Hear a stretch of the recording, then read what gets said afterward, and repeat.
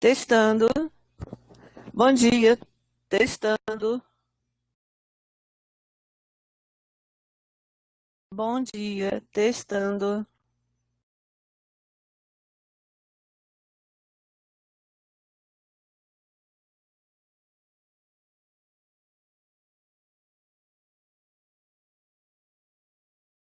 Bom dia.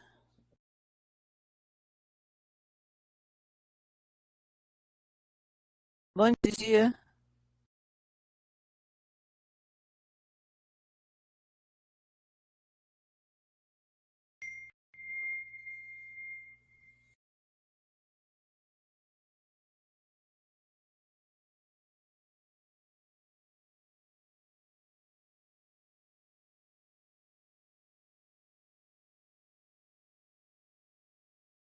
Rodrigo, você está assumindo a sala.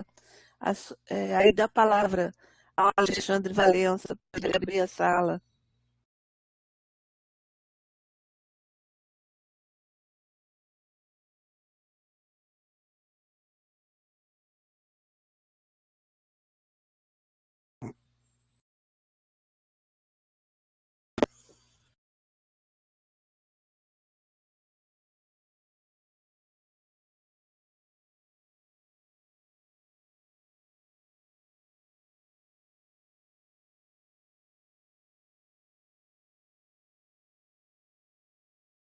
Pode falar, Alexandre.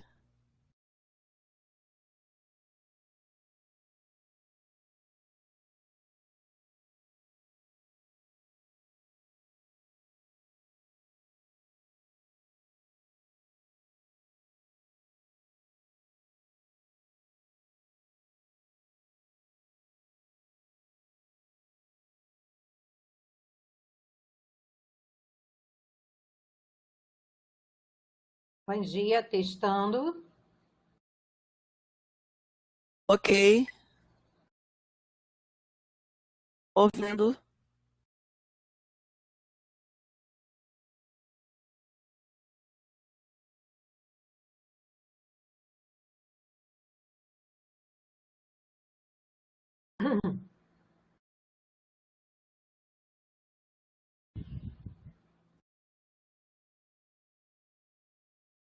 Rodrigo, dá voz ao Alexandre.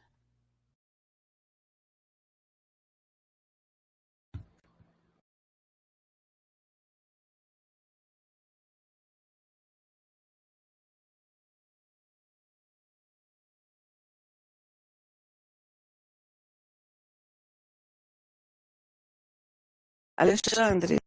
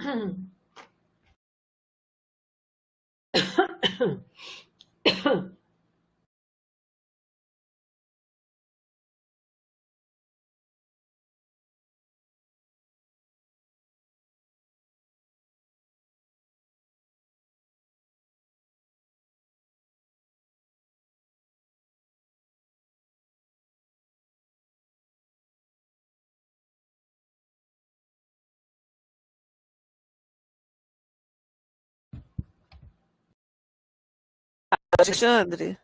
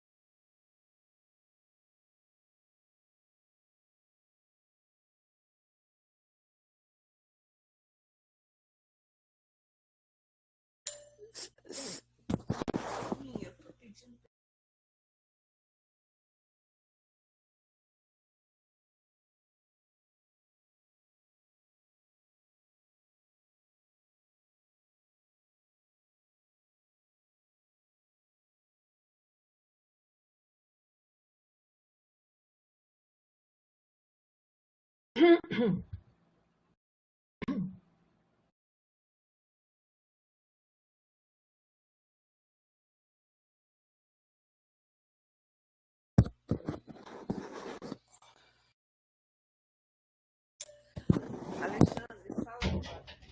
Bom dia, gente. Alô, alô, testando. Ok, Alexandre. Tá me ouvindo? Estamos. Eu tô. Acho que todo mundo deve estar. Ok. Ok, Alexandre, pode iniciar. Bom dia a todos. Vamos começar o Centro de Estudos CIEPSAM do dia de hoje com a professora Valesca Marinho. Ela é coordenadora do Centro para Doenças de Alzheimer, do IPUB, UFRJ, coordenadora do Departamento de Psiquiatria Geriátrica da ABP, e ela é professora do Programa de Pós-Graduação em Psiquiatria e Saúde Mental do IPUB. Então, muito obrigado, professora Valesca, e podemos dar início à sessão. Bom dia a todos. Obrigada pelo convite. É bom a gente poder continuar trabalhando e continuar, enfim, produtivo mesmo nesse cenário aí tão desafiador que a gente está vivendo, nessa situação tão inusitada. A gente vai falar um pouco, então, sobre os problemas de comportamento nas demências. Eu precisava de acesso para eu mudar o meu slide, que eu não estou com acesso aqui. Enquanto, enfim,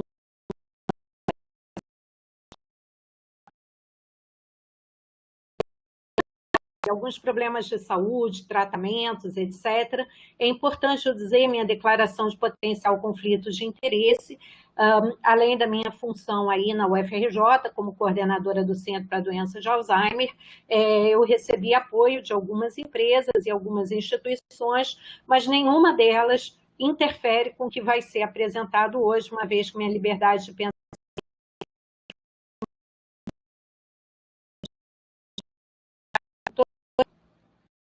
Muito bem. Quando a gente fala de transtornos de comportamento em idosos, a gente precisa lembrar que existe uma série de condições associadas com problemas de comportamento que se apresentam na terceira idade. Muitas vezes a gente tem a persistência de uma série de condições emocionais, psiquiátricas, que persistem ao longo da vida e que se tornam mais intensas ou mais expressivas com o processo de envelhecimento. Então, só a guisa de exemplo, vou trazer para vocês a situação do Dom Casmurro, que é uma situação conhecida, enfim, de um livro que ficou um clássico da literatura brasileira, onde a gente tinha a história de um sujeito que, ao longo de uma vida, foi uma pessoa sozinha, melancólica, triste, desconfiada, e esses traços de personalidade eles se acentuam com o processo de envelhecimento até o processo final, né, de envelhecimento do Bentinho, onde ele fica uma pessoa extremamente solitária.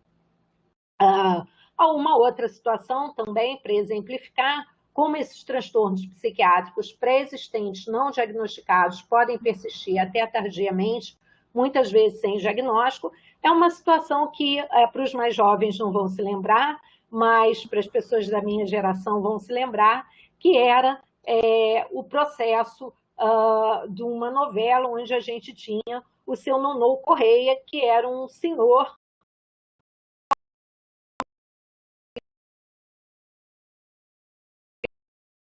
avareza, um certo comportamento rabugento, e isso se torna mais evidente com o processo de envelhecimento. Então, todos esses cenários são para a gente perceber que nem todos os transtornos de comportamento que se apresentam no processo de envelhecimento, eles são transtornos novos ou que se apresentam como uma situação nova. Muitas vezes, eles são a persistência de um processo que já existia ao longo de uma vida. Um outro aspecto também importante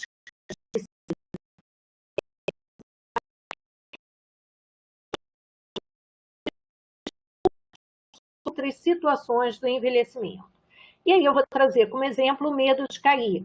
O medo de cair é um quadro que, para nós que trabalhamos com psiquiatria geriátrica, a gente define como um comportamento fóbico, onde o idoso ele passa a ter um comportamento de medo excessivo e um comportamento de evitação frente ao risco, né, ao risco de queda ou a chance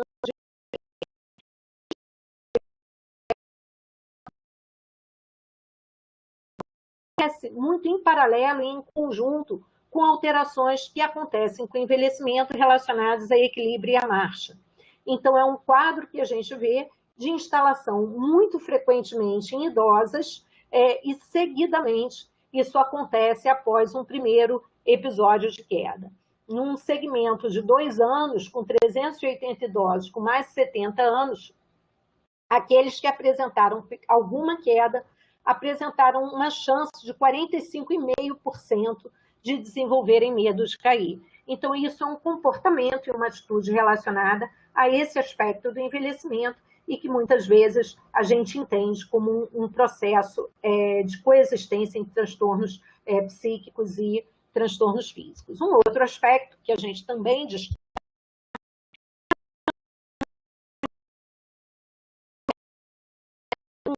um aumento do isolamento social, negligência de cuidado com a higiene pessoal, comportamento de acumulação, miséria, negação do problema e recusa de ajuda e cuidados. Esse complexo de sintomas que vem sendo denominado como síndrome de Diógenes, ele está muito associado com a presença de um distúrbio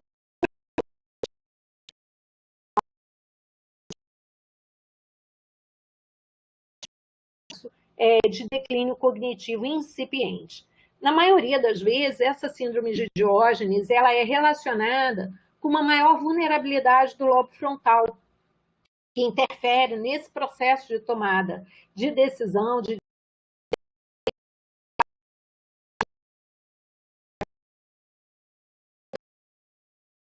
naturalmente o ser humano ele lida com um afrouxamento dessa conexão subcórtico-frontal e uma certa dificuldade nesse processo relacionado com aspectos mais de função executiva,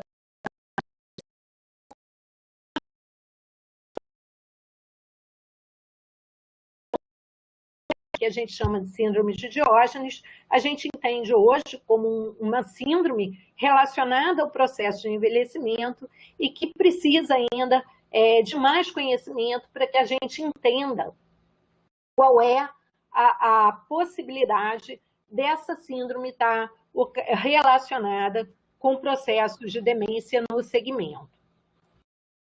Assim como a gente entende que problemas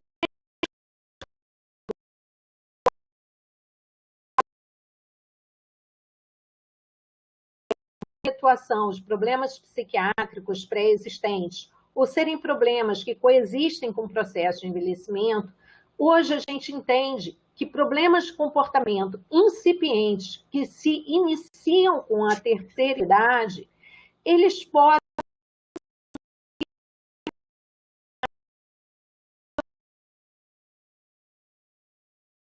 de autores, já desde 2009, 2010, liderados aí por equipes de estudiosos dentro dessa área de transtornos de comportamento, vem apontando que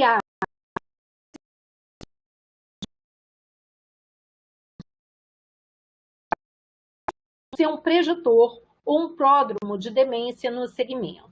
O que isso significa? Esse processo comportamental de início tardio, a gente vai falar um pouco mais detalhadamente sobre isso, mas em especial problemas relacionados à ansiedade,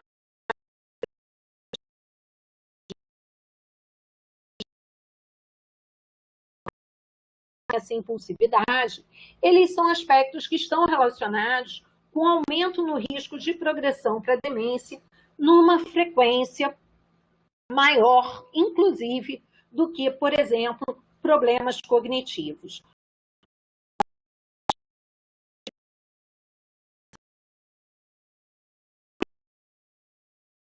Declínio comportamental leve, problemas comportamentais, comparado àqueles que não tinham problemas comportamentais e observaram o risco de desenvolvimento de demência. Naqueles com problemas de comportamento, o risco de desenvolvimento de demência, a taxa de desenvolvimento para a demência foi de 25%, comparado, por exemplo, nos processos.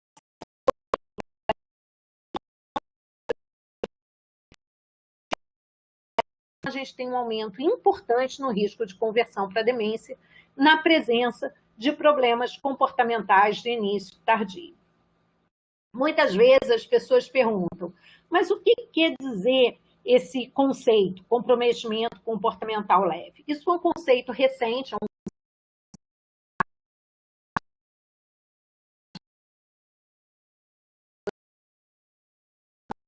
em que ele descreve, então, uma coorte de idosos acompanhados de um ambulatório de memória, numa clínica de memória, onde ele compara os pacientes que tinham queixas cognitivas, não demência, com pessoas que tinham problemas psiquiátricos de início tardio, não queixas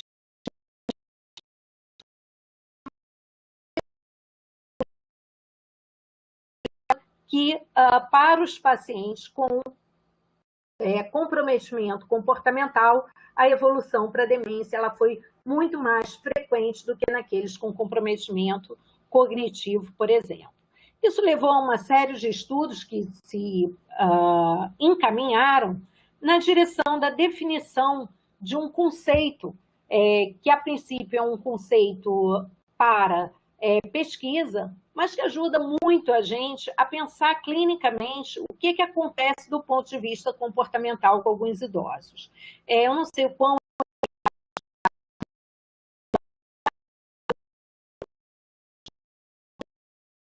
isso é um critério de diagnóstico baseado por alguns grupos de estudos que estão bem envolvidos nessa questão do comprometimento comportamental leve e que o define como alterações no comportamento ou personalidade observadas pelo paciente ou informante ou clínico com início tardio e duração maior do que 6 meses, com uma mudança clara do comportamento ou personalidade habitual que pode ser vista a partir de algumas esferas de sintomas. Diminuição de motivação, por exemplo, apatia, perda de espontaneidade, indiferença, desregulação afetiva, ansiedade, disforia,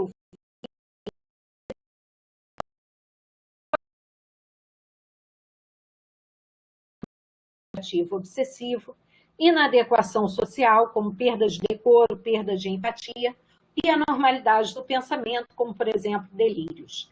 Esse comprometimento em relações interpessoais ou funcionamento social pode acontecer, entretanto, deve ser mantida uma independência para atividades de vida diária e não podem ser atribuídos a uma síndrome demencial ou um outro transtorno psiquiátrico prévio. Tudo isso é para ajudar a gente a entender o que acontece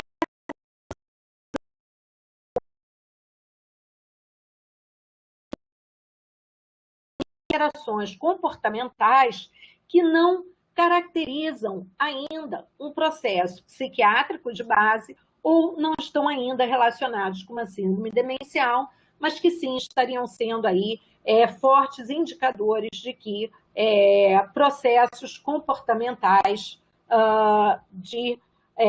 processos demenciais incipientes. Quando a gente fala dessa relação entre transtornos comportamentais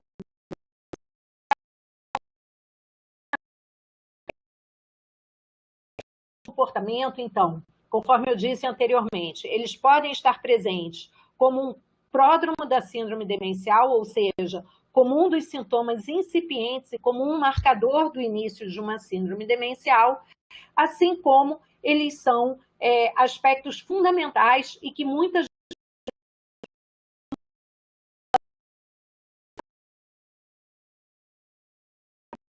acompanhamento clínico dos pacientes com demência. Eu costumo dizer que o principal, é claro que existe toda a preocupação do paciente, dos seus acompanhantes em relação ao processo cognitivo, mas o que causa muito desgaste, muitas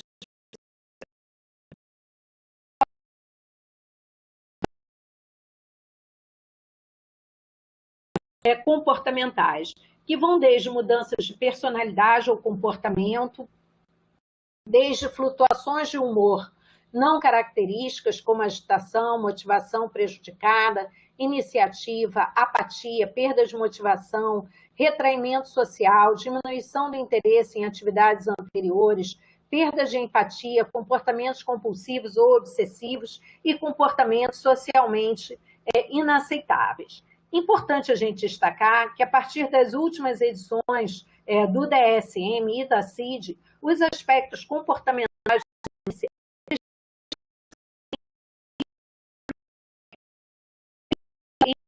características e critérios diagnósticos. A gente sabe que esses problemas de comportamento eles são extremamente frequentes e causam uma elevada morbidade entre os pacientes e seus cuidadores. E, portanto, a inclusão deles dentro dos aspectos, dentre os critérios de diagnósticos, esse é um ganho em termos de da gente entender melhor, tanto do ponto de vista clínico, quanto de manejo essas situações.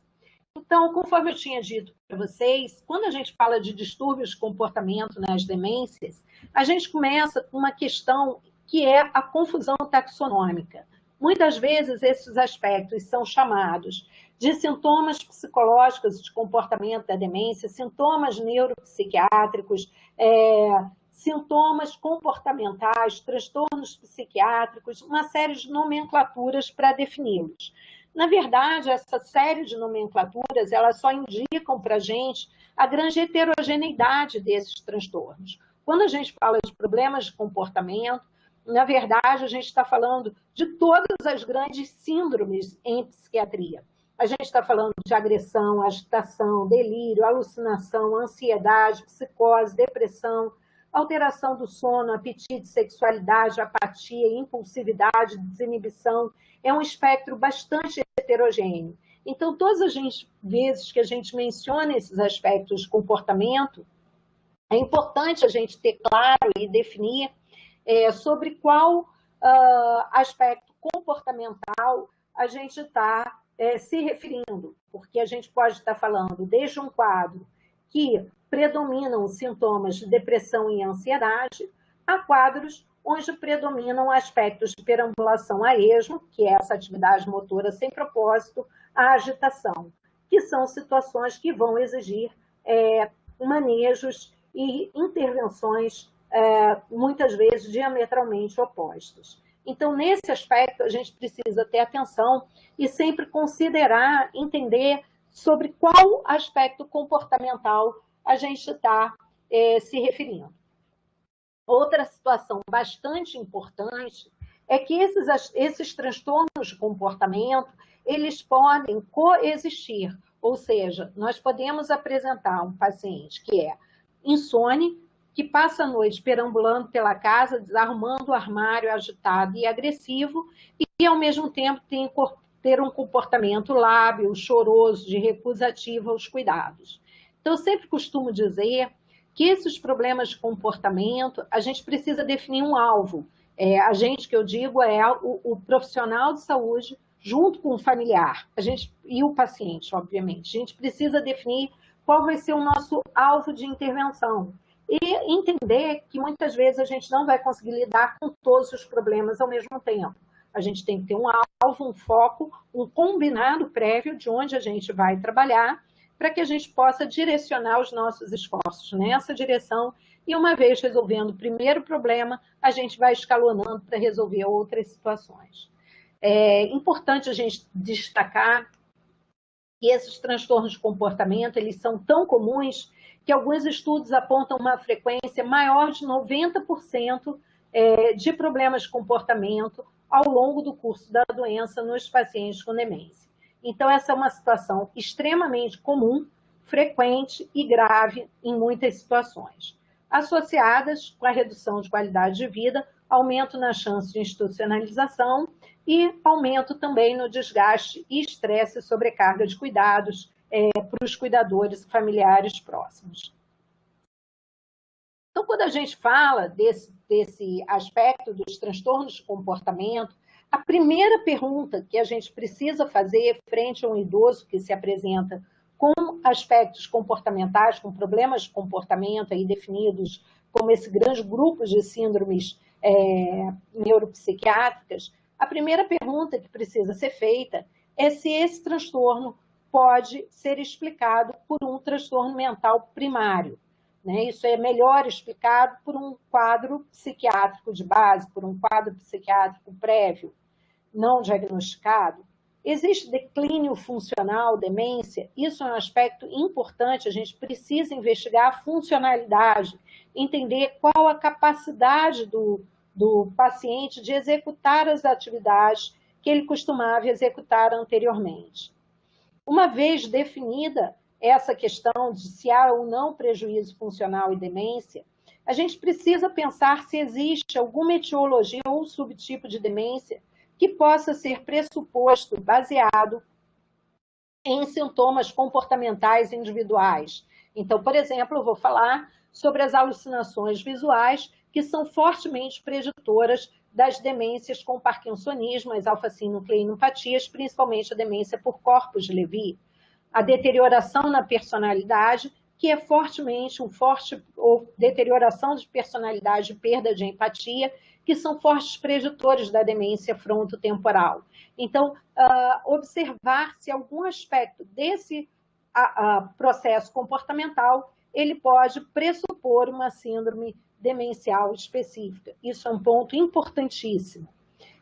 Outro aspecto que a gente precisa avaliar é se síndromes específicas podem ser identificadas. Exemplo, síndromes emocionais relacionadas à depressão e ansiedade, síndromes amotivacionais relacionadas com a apatia, aspectos relacionados à psicose, como distúrbios do pensamento, delírios de furto, de cápigras, alterações de senso-percepção, como as alucinações, comportamentos motores, como redução ou aumento da atividade motora, agitação, comportamento motor aberrante ou agressividade, e alterações de sono e apetite. Quando a gente fala dessas síndromes específicas, na verdade, é uma tentativa de se colocar em clusters as principais alterações de comportamento que podem acontecer e que vão, então, direcionar uma conduta mais específica para cada uma dessas situações. Uma vez feito o diagnóstico e entendido que esse processo comportamental está associado a uma síndrome demencial, e isso é um ponto importante para ser feito, porque a gente precisa definir nesse momento se esse paciente é, de fato, um paciente que apresenta um transtorno de comportamento inserido ou que está se apresentando como uma síndrome demencial. Nessa direção, a primeira conduta, a primeira linha de tratamento que é instituída e que é indicada são as intervenções psicossociais. Nesse aspecto, eu queria destacar, quando a gente fala de intervenções psicossociais, muitas vezes a gente ouve falando de intervenções não farmacológicas, intervenções de natureza diversa e que são intervenções, na maioria das vezes, focadas para a melhora dos aspectos cognitivos e comportamentais. Por que é importante a gente falar em termos dessas intervenções psicossociais? Existe uma gama vasta de literatura nacional e guidelines internacionais que apontam a importância das intervenções psicossociais no tratamento das demências. Se a gente pegar qualquer guideline europeu do NICE, guidelines americanos, guidelines da International Association for Alzheimer's Disease, todos eles apontam a importância das intervenções psicossociais como primeira linha de tratamento nesses aspectos comportamentais. O maior problema que a gente lida no Brasil é a falta de estudos dentro da nossa realidade com a eficácia dessas intervenções psicossociais no manejo desses transtornos de comportamento e também no manejo das questões cognitivas na demência. Essa é uma questão importante, uma questão destacada no guideline brasileiro das diretrizes nacionais das recomendações da Conitec, das recomendações técnicas e diretrizes terapêuticas da doença de Alzheimer no Brasil, a importância das intervenções psicossociais e a necessidade de que novos estudos sejam construídos nessa direção. Entre as intervenções psicossociais, uma que sempre aparece com grande destaque são as intervenções baseadas na musicoterapia, a eficácia da musicoterapia, que vai muito além de apenas ouvir uma música tocada, mas a participação em canto, a participação em atividades musicais como uma estratégia importante de redução de depressão e ansiedade em idosos com demência. Esses são dados que têm aparecido de forma bastante consistente na literatura. Lá no CDA, a gente já publicou uma revisão sistemática sobre a eficácia da musicoterapia na demência e a gente está produzindo, a gente já enviou para publicação um artigo recente para avaliando a eficácia em um estudo aberto sobre a musicoterapia nos aspectos comportamentais nos pacientes com doença de Alzheimer. A gente espera até o fim desse ano estar com um estudo randomizado, também apontando a eficácia da musicoterapia na melhora desses aspectos de comportamento. Uma vez falada dessas questões das intervenções psicossociais, a gente passa a falar, então, das intervenções farmacológicas. Um dos aspectos que surge com bastante frequência na literatura aponta a eficácia das medicações antidemência, em especial os anticolinesteráticos, como melhora na apatia, depressão, comportamento motor aberrante, da memantina na agitação e irritabilidade, e a terapia combinada entre memantina e anticolinesterático nos pacientes com muitos transtornos de comportamento, que parece surgir com alguma base de evidência mostrando a eficácia desses compostos. Parece bastante racional que, uma vez dado o diagnóstico de demência, o ideal seria a gente começar, como mandam os guidelines, a introdução dos anticolinesteráticos como primeira linha de tratamento para fases leves e moderadas da doença e adição de memantina em fase moderada avançada. O mundo ideal seria que os pacientes fossem identificados e diagnosticados em fase leve a moderada. O que a gente vê na prática é que muitas vezes os pacientes eles, já chegam com uma fase moderada a avançada da doença e muitos transtornos de comportamento. E é claro que é muito mais difícil a gente começar a introduzir uma medicação que muitas vezes tem um tamanho de efeito leve, como os aspectos que os anticolinesteráticos lidam, quando a situação já está muito grave. Por isso que o cenário ideal é que os pacientes com queixas cognitivas, com sintomas sugestivos de uma síndrome demencial, eles sejam diagnosticados já em fase inicial, em fase onde a doença ainda está numa fase leve a moderada e onde, nesta fase de leve a moderada, predominam sintomas de comportamento relacionados muito mais à depressão e à ansiedade, e a gente, então, tem muito mais tempo para trabalhar o manejo desses sintomas de comportamento do que, por exemplo, quando os pacientes chegam numa fase moderada, avançada, com muitos aspectos de comportamento associados e que fica difícil de se manter e de se iniciar um tratamento como mandam todos os guidelines. Eu já vi que surgiram algumas perguntas de curiosidade em relação às intervenções psicossociais.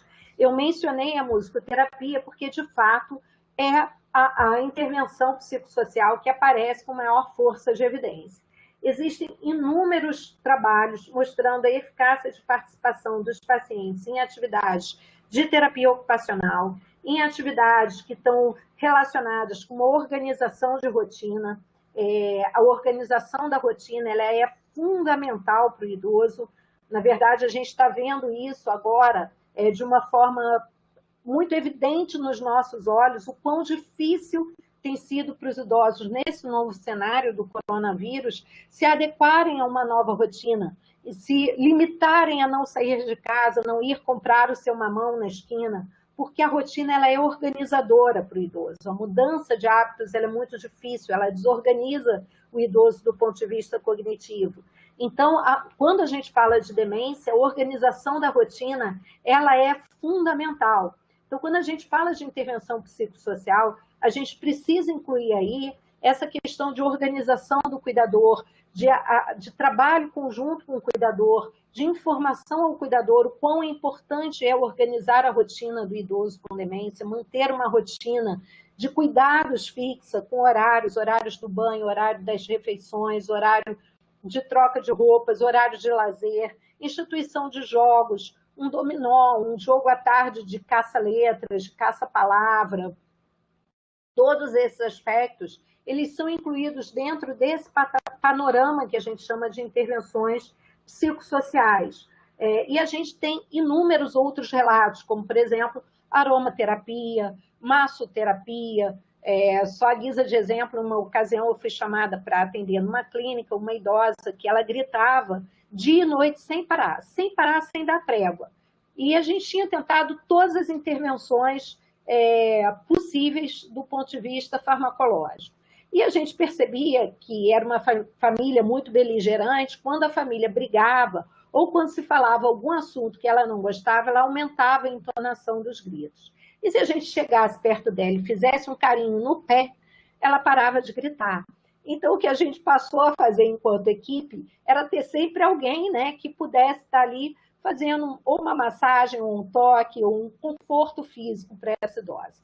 Então, só para dar alguns exemplos para vocês, o quanto a gente tem de possibilidades aí que não são exploradas. Agora, quando a gente fala de estudos científicos, é importante a gente destacar o que a literatura mostra de comprovação. Claro que eu posso falar aqui inúmeros exemplos individuais de situações que deram certo, situações clínicas que não deram certo. Mas quando a gente fala de ciência, é importante que a gente possa oferecer uma intervenção que seja eficaz para o maior número de pessoas, que possa ser reproduzida para o maior número de pessoas. Então, nesse cenário, o que aponta com maior força de evidência são as estratégias baseadas na musicoterapia e estratégias baseadas em abordagens ao cuidador, orientação de cuidados, principalmente. Voltando a falar sobre estratégias medicamentosas, então eu havia falado com vocês, conversado, sobre a importância do diagnóstico precoce e da gente instituir intervenções farmacológicas antes que os problemas fiquem graves ao ponto de saírem do controle e a gente, como clínico, como profissional de saúde, não ter tempo para instituir as intervenções necessárias até que esse processo, que a gente possa organizar melhor o cuidado.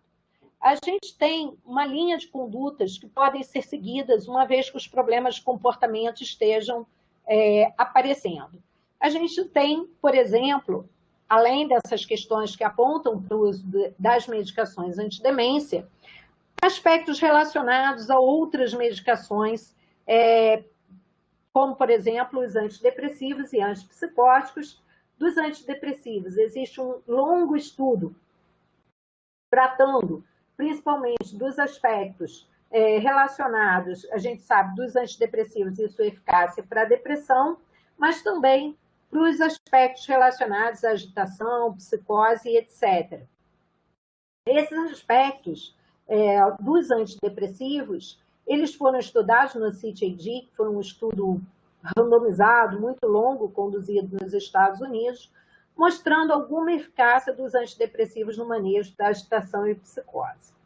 A gente tem também uma questão relacionada ao uso dos antipsicóticos, que são as medicações de primeira linha para quadros de psicose, delírio e alucinações, que estão associados, a gente vai falar deles com um pouco mais de detalhe no segmento, mas eles estão associados com um risco importante de eventos adversos, tanto eventos adversos que a gente conhece, que ocorrem em populações mais jovens, como os sintomas extrapiramidais, distúrbios da marcha, queda e sedação, mas alguns aspectos que são especificamente relacionados ao uso dos antipsicóticos em idosos com demência, que é o aumento de mortalidade e aumento no risco de AVC.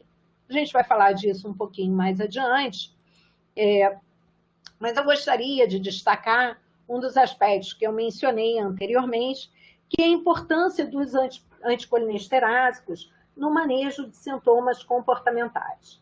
Eu havia mencionado para vocês a importância do uso dos anticolinestérásicos já em fase leve a moderada da demência, e um dos aspectos que a gente sabe é que os anticolinestérásicos, eles retardam a evolução, né? Eles retardam o ritmo de declínio cognitivo na demência. E um outro aspecto que vem surgindo com bastante força de evidência é o quanto os anticolinestérásicos reduzem a frequência de sintomas comportamentais. Ou seja, a introdução do anticolinesterásico, para quem não conhece esses compostos, eles são a rivastigmina, a donepezila e a galantamina, que são indicados em fase leve e moderada, e uma boa base de evidência aponta a manutenção da eficácia dessas medicações também em fase avançada da doença, eles estão associados a uma redução na frequência de sintomas de comportamento. Então, a gente poderia dizer que sim, a introdução de anticolinestérásicos protege o paciente de aparecimento de problemas comportamentais futuros mais graves. Também um estudo bastante elegante, que foi uma coorte prospectiva, acompanhando 18 mil pacientes com doença de Alzheimer, que não vinham fazendo uso prévio de psicotrópicos e foram acompanhados entre o período de 2007 e 2015.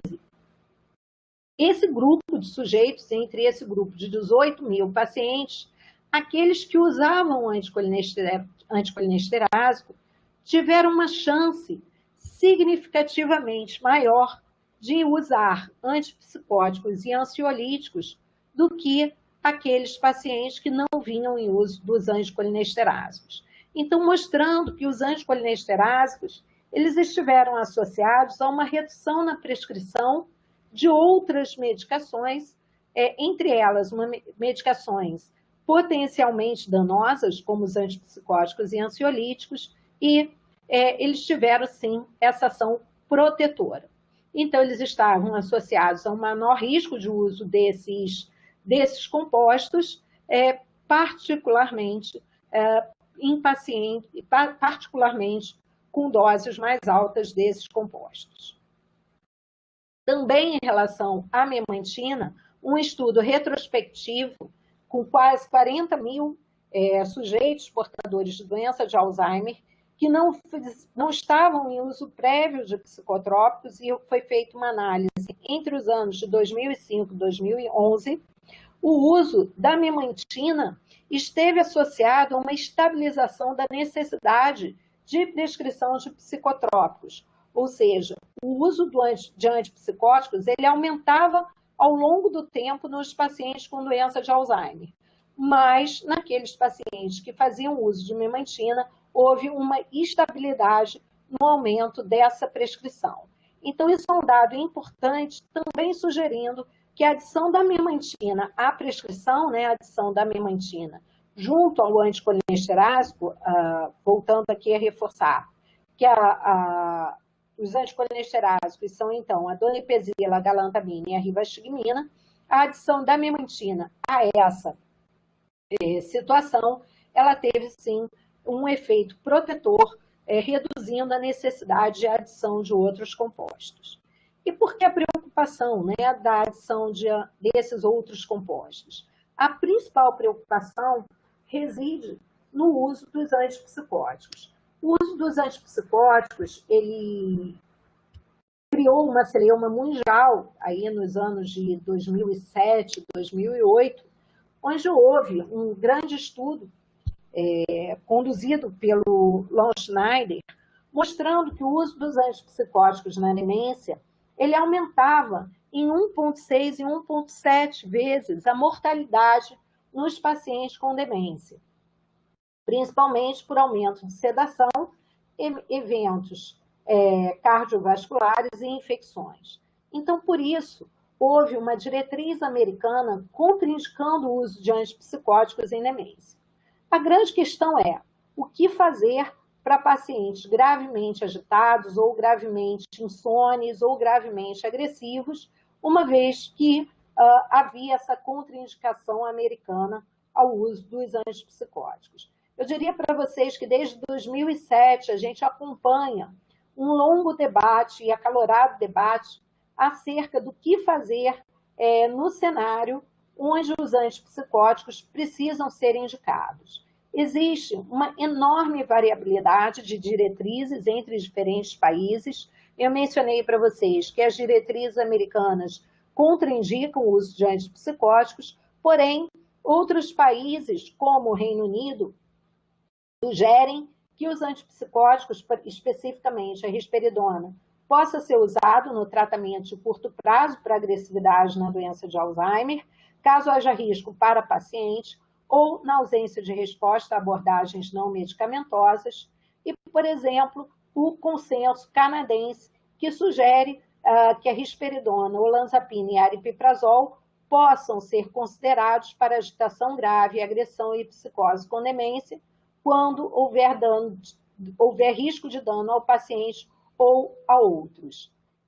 Os papéis dos inibidores seletivos da trazodona e da quetiapina, no caso do guideline canadense, eles sugerem não ser tão claros, apontando aí como essas 3 substâncias sendo as mais indicadas. Mas a gente pode ver que esse ainda é um ponto de enorme debate, debate acalorado. No Brasil, a gente não tem uma diretriz específica que contraindique ou não o uso dos antipsicóticos. A gente sugere, e a gente vai falar um pouquinho, quais são as sugestões que são apontadas e que são de consenso entre essas diretrizes de diferentes países. Eles são indicados quando há risco para o paciente ou para outros em função da psicose ou agressividade. Isso parece ser claro. Se o paciente está em risco, se há risco de dano para a sua própria integridade física ou a de outros, eles devem estar indicados. Quando o paciente ou o familiar estão gravemente aflitos, aí eu destaco essa questão do familiar gravemente aflito. Às vezes, o familiar gravemente aflito, agitado, angustiado, ele leva essa angústia, essa agitação, essa inquietude dele para o paciente com demência. A gente precisa pensar que um paciente com demência e o familiar, eles funcionam como uma díade. Então, o bem-estar de um está relacionado, muitas vezes, com o bem-estar do outro. Então, a gente precisa ter atenção a essa questão do familiar gravemente aflito. Depressão grave com ideação suicida, o uso deve ser sempre cauteloso, retirar em caso de não resposta após 4 semanas em dose adequada. Tentativas de retirada devem ser feitas a cada 4 meses, isso é um consenso entre diferentes guidelines. Iniciar com a menor dose e titular até efeito terapêutico na menor dose. Não devem ser usados indefinidamente e o uso deve ser continuamente reavaliado. Isso é um outro aspecto importante que a gente tem que destacar, que diferentemente do que a gente lida em outros transtornos, tanto psiquiátricos quanto neurológicos, que muitas vezes os pacientes, quando estão estáveis com uma medicação, essa medicação é mantida de forma muitas vezes crônica,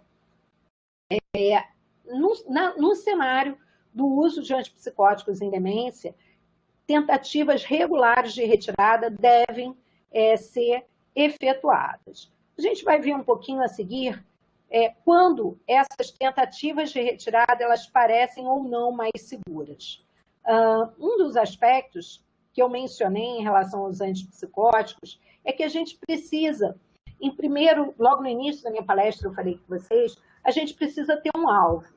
A gente precisa saber qual é o alvo da nossa estratégia de tratamento daquele aspecto comportamental. Então, quando a gente cerca esse alvo, a gente precisa entender em que situação esse aspecto de comportamento existe, esse transtorno de comportamento existe. Existe um acrônimo, né, que é o DICA, onde ele dá algumas pistas do que a gente precisa conhecer do ponto de vista de anamnese, de investigação clínica para esses problemas de comportamento. O D significa descreva. A gente precisa descrever em que contexto esse problema de comportamento aparece, qual o ambiente que ele aparece, qual a perspectiva do paciente e do cuidador, qual a gravidade desse problema de comportamento. Investigar causas potencialmente iatrogênicas, dor, medo, tédio. Uma outra questão importante, investigar inclusive se esse aspecto de comportamento ele não é um par-efeito de alguma medicação que o paciente usou ao longo de anos e essa medicação ela passa a trazer algum efeito colateral que o paciente não estava habituado. Então, a gente precisa investigar em que cenários essa situação acontece, que causas elas podem estar relacionadas, criar um plano de intervenção com acompanhamento em curtos intervalos de tempo, e avaliação, rever a intervenção e planejar a mudança ou retirada. E aí, um aspecto importante é que, embora a gente tenha que reavaliar continuamente a possibilidade de descontinuação do antipsicótico, alguns pacientes podem se beneficiar do uso continuado, especialmente aqueles que têm sintomas psicóticos graves, como agitação e agressividade, e que obtiveram uma boa resposta. Esse monitoramento, ele precisa ser pautado na avaliação de que, para alguns pacientes, os antipsicóticos vão ter um benefício muito superior. Para outros pacientes, esse benefício ele vai ser temporário e talvez até pequeno. Então, a gente precisa ter essa balança entre a relação de custo e benefício, avaliar tanto a eficácia como também a tolerabilidade desses compostos.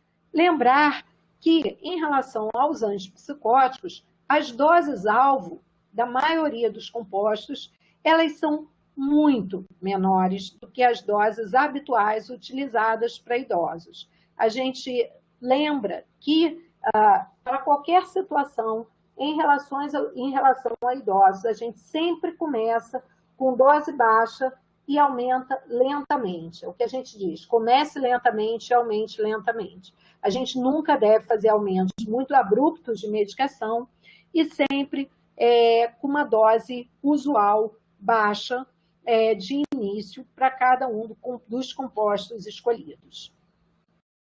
Em relação à evidência de eventos adversos, a gente tem uma série de problemas relacionados com sedação, sintomas extrapiramidais, risco de ganho de peso, além do aumento de mortalidade que eu havia mencionado para vocês, que ocorre para todos os antipsicóticos, tanto os mais novos quanto os mais antigos, e essa é uma preocupação bastante importante em relação a todos esses compostos.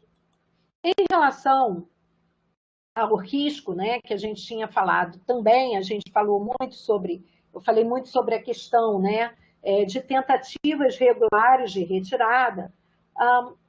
Uma questão importante é que muitos idosos eles têm um risco maior de recaída após a retirada. E é importante a gente saber quais idosos se beneficiariam da manutenção do composto de forma persistente comparado àqueles que esse composto poderia ser retirado. Esse foi um estudo do Devanand que mostrou que acompanhou 180 pacientes com doença de Alzheimer que haviam recebido risperidona e que, daqueles que responderam à risperidona, eles foram randomizados para continuar no uso de risperidona por 32 semanas, continuar por 16 semanas com o produto, né, com a risperidona, e depois usar o placebo, ou seguir direto, a partir dessa melhora clínica, ser substituído por placebo.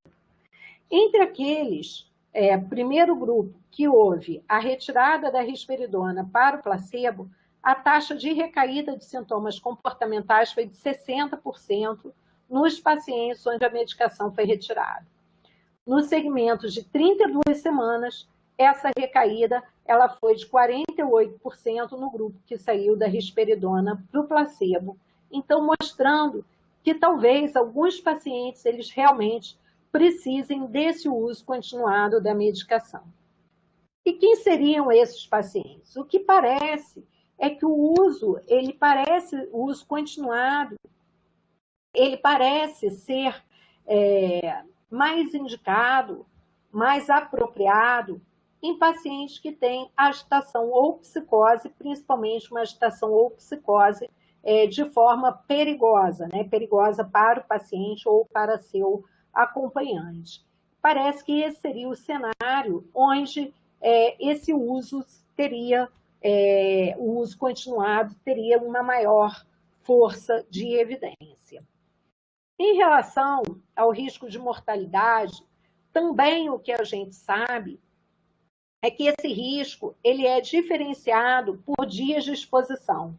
Ao que tudo indica, esse risco ele é maior nos primeiros 120 dias de tratamento e declinam com os 60 dias subsequentes, o que faz com que a recomendação de monitoração, uma vez entrando com antipsicótico, a monitoração ela deva ser feita de forma mais acurada, mais persistente, nos primeiros 3 a 4 meses de tratamento. O risco também parece ser diferenciado por substâncias, sendo maior para o haloperidol, intermediário para a risperidona e olanzapina, maior para o ácido valproico e seus derivados, e aí parece que um risco talvez menor em relação à titulação de dose, principalmente com a quetiapina, o que faz com que a quetiapina ela atualmente seja a medicação mais usada para manejo de transtornos de comportamento na demência. Mas é importante desse estudo, também do grupo do Lon Schneider, é a gente destacar que esse risco é maior nos primeiros meses de tratamento, que é onde a monitoração deva ser mais regular. Em relação ainda sobre a questão de introdução, de acompanhamento, monitoração desses aspectos de comportamento, uma pergunta que a gente sempre se faz é: como é que a gente vai saber se estamos no caminho certo? A primeira questão que se coloca é: tentou-se alguma intervenção psicossocial antes de partir para uma estratégia medicamentosa? Foi identificado um sintoma-alvo, quer dizer, aquele foco, né, que eu sugeri a vocês que a gente precisa ter de ação. Esse sintoma-alvo foi identificado? A escolha da substância foi baseada nos estudos clínicos e perfil de eventos adversos? Decisão sempre compartilhada, é importante falar para os pacientes sobre riscos, benefícios, sobre as escolhas que precisam ser feitas em relação à medicação. Evitar doses excessivas, isso é um erro comum, muitas vezes iniciar o tratamento com doses altas de medicação, titular muito rápido, usar medicação de depósito, lembrar, haloperidol de depósito em idoso com demência não deve ser utilizado. A associação de antipsicóticos em idoso com demência não é uma associação que deva ser indicada, salvo situações muito excepcionais, mas de rotina isso não deve ser feito. Revisões constantes desse paciente, no mínimo com 6 semanas, regulares e principalmente durante os primeiros 3 meses de tratamento, são estratégias que aumentam a segurança e aumentam em muito o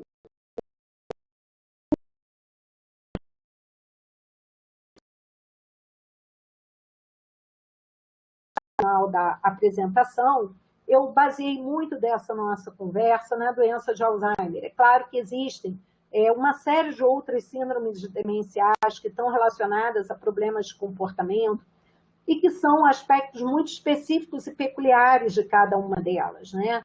Esse caminho que eu tracei até aqui de apresentação foi basicamente falando sobre doença de Alzheimer, mas, por exemplo, a gente tem problemas de comportamento gravíssimos relacionados à demência por corpos de Levy, para onde a gente ainda não tem uma estratégia de consenso do ponto de vista medicamentoso para cada uma dessas situações. A gente basicamente segue as recomendações que são utilizadas para manejo, por exemplo, de depressão no parkinsonismo ou de psicose no parkinsonismo, que são relacionados basicamente ao uso, no caso da depressão, de inibidores seletivos de recaptura de serotonina e, no caso da psicose, no parkinsonismo, que são a quetiapina e a clozapina.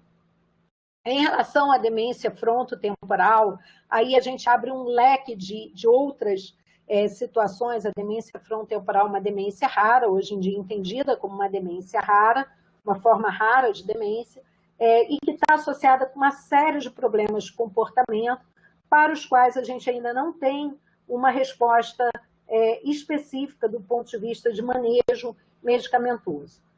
Basicamente, o que se fala a respeito do manejo da demência frontotemporal é um manejo sintomático também, onde a maior força de evidência aponta para o uso dos inibidores seletivos de recaptura de serotonina como aspecto principal do manejo, principalmente da hiperfagia, hiperoralidade e dos rompantes de agressividade que acontecem nessa situação. Pois bem, então, como eu tinha dito, a gente está se aproximando aí já no final dessa palestra, e um dos aspectos que eu queria levantar como considerações finais é que a gente precisa estar atento a alguns sinais de problemas com os idosos, né? Alguns sinais de problemas de comportamento. E aí eu elenco alguns que precisam estar na nossa cabeça para que a gente, em vendo um idoso com essa situação, a gente possa encaminhá-lo para uma situação de acompanhamento e de manejo adequado. Sinais de problemas. Um idoso que sempre foi asseado, que sempre manteve hábitos regulares de higiene e passa a apresentar uma higiene precária, descuida no corte das unhas, está com as unhas sujas, com marcas de sujeira pelo corpo, com os cabelos sujos, em descuido ou em desalinho. Aquele idoso que passa a apresentar um acúmulo de modo desorganizado de papéis e objetos, um comportamento beligerante, irritável, hostil. É muito comum o familiar dizer assim, olha, ele sempre foi uma pessoa destemperada, mas agora está de uma forma que ninguém aguenta. Então, essa mudança de tom, essa mudança de intensidade de comportamentos, isso é um aspecto que tem que ser observado, que tem que ser relatado para o médico assistente, para o profissional de saúde que acompanha esse idoso. Esse comportamento beligerante, irritável, hostil, ele pode sim ser um pródromo, uma apresentação inicial de uma série de problemas que o idoso apresenta. O abandono de passatempos e interesses, avaliar estado emocional, cognição, aquele idoso que te diz, olha, eu estou precisando de ajuda para ir no mercado, porque eu não consigo organizar as minhas compras, ou eu estou tendo dificuldade com a minha despensa. Esses são sinais que merecem atenção, principalmente porque a gente precisa organizar a rede de apoio. Cada vez mais a gente tem visto, né, a importância da rede de cuidados, a importância que os vizinhos, os familiares têm na organização da rotina do idoso, na organização de uma rede de apoio, de uma rede de cuidados. Muitas vezes, o reconhecimento inicial dessas situações permite que a gente institua estratégias de tratamento precocemente e evitando que problemas graves cheguem no futuro. É muito difícil quando a gente pega a situação de um idoso com demência, quando ele já apresenta uma situação de delírio durante uma internação, ou quando ele está tão gravemente agitado que todas as pessoas em casa já estão em frangalhos, exaustas por ter dificuldade de manejo desse idoso. Se a gente tivesse, talvez, atendido esse sujeito 2, 3 anos antes, muitas vezes a gente teria preparado essa família para a chegada dessa situação. Então, o reconhecimento desses aspectos, antes deles se tornarem graves, ele é fundamental para que os serviços de saúde que lidem com o idoso se estruturem e possam oferecer um melhor cuidado. Avalie, monitore, informe, organize. Essas são as principais situações que a gente precisa estar atento. Uma rede de cuidados organizada, ela permite oferecer ao idoso passatempos, permite oferecer ao familiar uma estrutura de cuidados que evite com que as situações cheguem tão graves como a gente vê com tanta frequência. Então, eram essas as informações. Eu acho que a gente abordou um tema que é muito amplo, ele dá margem para a gente seguir conversando sobre uma série de situações, desde a situação mais recente que a gente tem vivido atualmente, que é essa dificuldade de manter o idoso em casa em épocas de coronavírus, né? O que a gente tem visto, né, é que o quão é importante essa rede dos vizinhos, cuidando dos vizinhos, informando dos vizinhos, orientando e de ajudar o idoso a refazer a sua rotina e mudar os seus hábitos, que é tão difícil para a gente jovem, né, mas também para eles que estão aí nesse front. Então, eu queria agradecer esse tempo aí que me foi destinado. Eu vou estar disponível para algumas perguntas que eu acho que o professor Alexandre, então, vai conduzir. Obrigada. Bom, estão me ouvindo?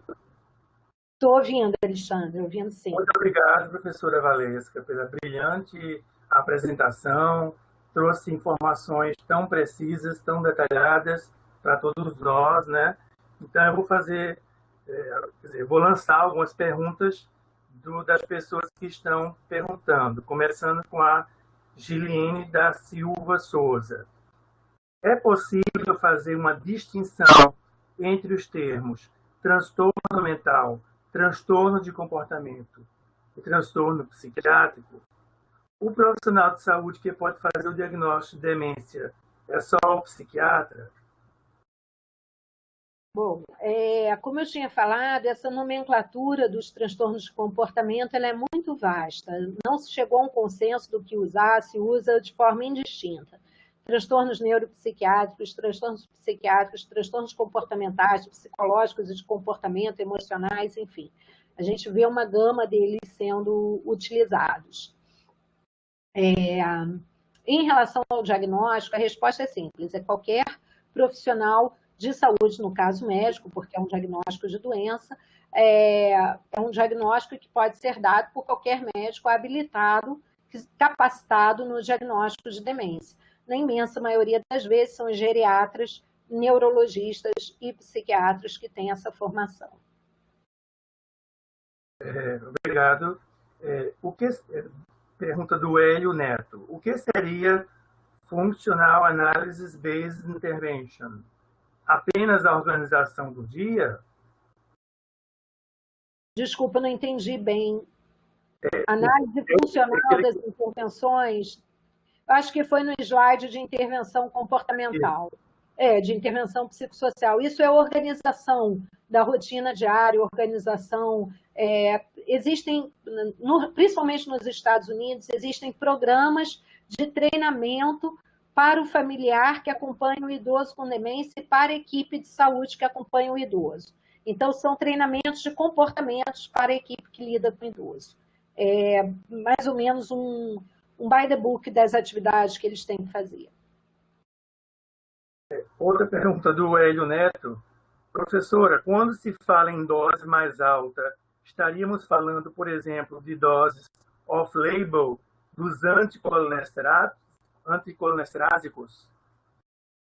Então, isso é uma pergunta que sempre aparece, né? A questão da dose de 20 miligramas, principalmente da donepezila, que é aprovada nos Estados Unidos e não é aprovada no Brasil. Alguns colegas tentaram essa intervenção, mas assim, o que a gente sabe é que o benefício clínico dessa dose mais alta ele é muito pequeno e a gente aumenta o efeito colateral. Então, a janela terapêutica ela passa a ser desfavorável para essa dose mais alta. Ok. E a última pergunta de Camila Teixeira. Quanto às intervenções psicossociais, em que momento há recomendação de exercício físico? Como é feita essa avaliação pelo psiquiatra?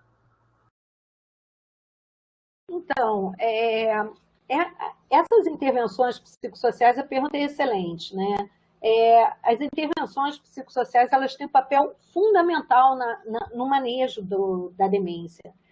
Quando a gente fala de exercício físico, aí cabe apresentação só da Andréa Deslandes, que seguramente é a pessoa que hoje, no Brasil, com certeza, e é uma das principais pessoas do mundo que estão aí estudando o benefício do exercício físico sobre saúde mental. O exercício físico na doença de Alzheimer, ele tem vários aspectos. Um é que a gente sabe que o idoso que não faz atividade física, que passa a fazer, ele tem menor risco de conversão para a doença de Alzheimer. A gente sabe que o exercício físico ele tem gradiente. Quanto mais você faz ao longo da vida, você tem uma menor chance de desenvolvimento de demência. E também a gente sabe que o exercício físico ele melhora aspectos de comportamento na doença de Alzheimer e também melhora a cognição. Melhora porque aumenta a vasogênese cerebral, melhora porque aumenta a conexão fortalece sinapse, melhora porque melhora a formação de novas sinapses e novas conexões. Então, o exercício físico, ele seguramente é um aspecto que tem que ser inserido na rotina, e eu costumo dizer para todas as pessoas que me perguntam assim, o que eu posso fazer para evitar ter essa doença? Tenha uma vida saudável, bons hábitos alimentares, durma bem, pratique atividade física, viva com menos estresse, quer dizer, hábitos de vida saudáveis, eles protegem o nosso cérebro, protegem realmente de você diminuir o risco de demência. Então, a atividade física, exercício físico, ele realmente é fundamental. Agora, quando a gente fala de intervenção psicossocial na demência, a gente precisa ter, de forma um pouco mais organizada, qual tipo de atividade a gente vai instituir, com que frequência, com que regularidade, se vai instituir 2 vezes por semana, 3 vezes por semana, se vai ser de 30 minutos, 50 minutos, qual vai ser o padrão de atividade que a gente vai sugerir, se para o Brasil a gente vai adaptar estratégias que são usadas fora, quer dizer, tudo isso são questões ainda não respondidas e eu diria que é um campo muito vasto de estudo em demências. Lá no nosso centro, no Centro para a Doença de Alzheimer, a gente tem cada vez mais procurado e se especializado em trazer contribuições científicas nessa direção. Quais são as estratégias psicossociais que a gente pode incluir na rotina do idoso com demência? A gente entende que a medicação no manejo da demência ele tem um efeito que é de lentificar o curso da doença, mas a gente sabe que a doença tem inúmeras outras demandas que precisam ser atendidas. Então, o nosso lema, e que é o lema que a gente procura ter imbuído dentro de nós, é que a gente precisa fazer mais e melhor com o que a gente tem. Então, a gente tem, sim, se proposto a trazer informações científicas que abordem a eficácia. Só a guisa de exemplo, que foram os estudos recentes que a gente publicou. Eficácia da musicoterapia no manejo da demência, a participação, a eficácia dos centros de convivência, dos centros guias na demência. A gente publicou recentemente uma revisão sistemática sobre o tema. Eu estou com uma aluna desenvolvendo um estudo qualitativo sobre percepção dos idosos no cuidado com a demência, um estudo qualitativo sobre percepção dos idosos com demência que participam em centros de guia. A gente tem já encaminhado para publicação um estudo sobre a eficácia da musicoterapia e tem inúmeros outros sobre exercício físico, terapias de estimulação cognitiva, que são estratégias que a gente precisa ter mais claras de como que a gente vai incorporar no dia a dia desses idosos. Então, quando a gente fala de intervenção psicossocial, a gente tem um campo gigantesco aí de estudos que podem ser conduzidos. Acho que eu respondi tudo. Bom, então, sim, obrigado, professora Valesca. Então, quero agradecer novamente à professora Valesca a presença dos participantes e encerrar a sessão e desejar um ótimo final de semana para todos. Muito obrigado.